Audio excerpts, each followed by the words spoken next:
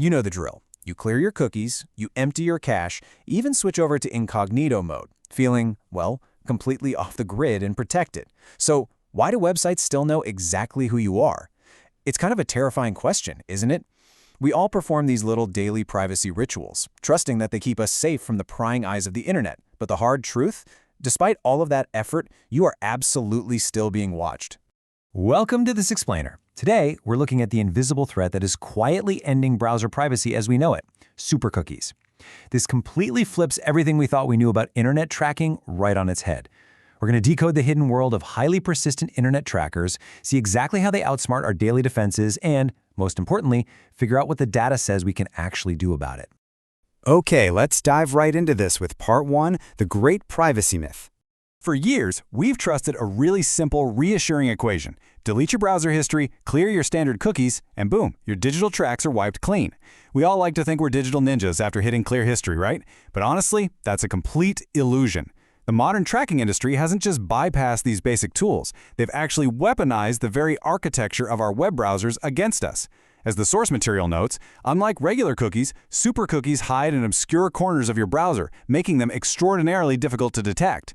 We are no longer dealing with standard text files sitting neatly in a cookie jar waiting to be emptied. We are dealing with digital ghosts. These trackers hide in places you wouldn't even think to look, exploiting systems that were fundamentally never designed for user identification in the first place. Which brings us to Part 2. What are supercookies? If we actually want to understand how to protect ourselves, we have to deeply understand the mechanics of the threat and what makes a supercookie so totally different from the typical trackers we're all used to dealing with. Regular cookies, they're polite. They ask for consent with those super common pop-up banners, they have strict expiration dates, and when you hit delete, they actually disappear. Supercookies, on the other hand, operate completely in the shadows. They are entirely invisible to the average user. They're highly persistent, often having literally no expiration date whatsoever. And the scariest part, because they don't use the standard cookie API, they completely bypass consent banners. You never agree to them, yet they track you indefinitely anyway. Let's move right into Part 3, how supercookies track you. It's one thing to say they're hidden, but seeing exactly how they hijacked your browser's core functions is truly mind-blowing. The source material outlines several complex methods, from HTTP strict transport security databases to TLS session IDs, but one specific technique brilliantly illustrates just how relentless and clever this underlying code really is, and that's the favicon exploit. You know those tiny little icons next to the website name in your browser tabs? They seem completely harmless, right? Well, researchers have found a way trackers actually weaponize those tiny visual icons to stalk you across the entire web. Here is exactly how this attack plays out step by step. Step 1. When you visit a site, the tracker bounces you through a rapid chain of subdomains. Step 2. As it does this, it secretly serves a unique pattern of those tiny favicons. Some are served, some aren't, caching them deep in a part of your browser you historically never ever clear. This unique pattern of cached images becomes your secret ID. Then, Step 3. When you come back later, even after clearing your cookies, the tracker simply measures how fast those specific favicons load. If they load instantly from the cache, they can reconstruct your exact ID. It is a terrifyingly clever abuse of a basic browser speed optimization. And this insidious behavior builds across a massive ecosystem, whether it's HTTP security databases, favicons, TLS session IDs, e-tags, or service workers. They all share one terrifying trait. They effortlessly survive a standard cookie or cache clear. These aren't just isolated little party tricks. This is a massive, coordinated ecosystem of tracking mechanisms that bypass a standard browser wipe with total ease. That leads us directly into the most frustrating part of the data. Part 4, why traditional defenses fail. So if supercookies are surviving all of our standard cleanups, we have to face the uncomfortable reality that our daily privacy habits are essentially just a placebo. Our go-to shields give us a completely false sense of security. Clearing your cookies, as we just saw, that entirely misses all the hidden databases and caches. Private browsing are source notes that trackers can actually use browser fingerprinting to link your private sessions right back to your normal everyday sessions.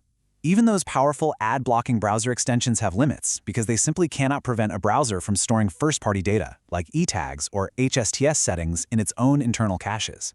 Actually, scratch that. It gets worse. The source material explains that service workers, which are background scripts running in your browser to help websites load offline, can actually respawn deleted cookies.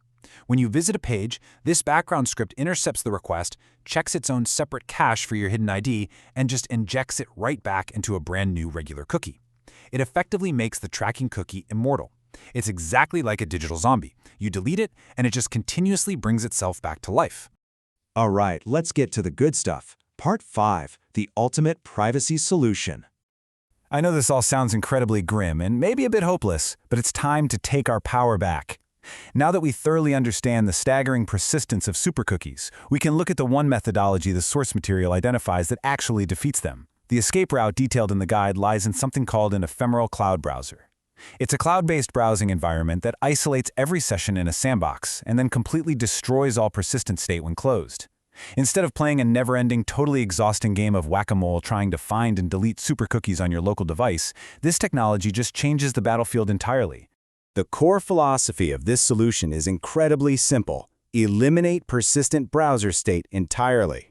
If supercookies fundamentally rely on hiding in your browser's persistent state between sessions, the absolute only way to win this privacy war is to ensure nothing, absolutely nothing, survives when you close the tab. You have to leave nothing behind to be tracked. The source material specifically highlights a platform called Sendwin that puts this ephemeral concept into practice. First up, browser isolation means every single tab runs in its own sandbox.